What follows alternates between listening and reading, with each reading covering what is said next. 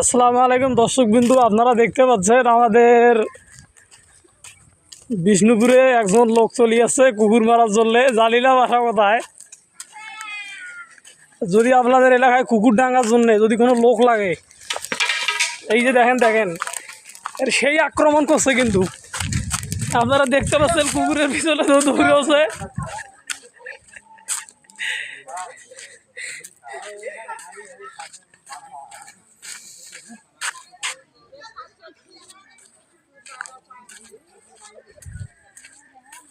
এই লোক একলাই কিন্তু বিষ্ণুপুরের সব কুকুর ভাই ডাঙ্গে ডুঙ্গে সারে দেওছে।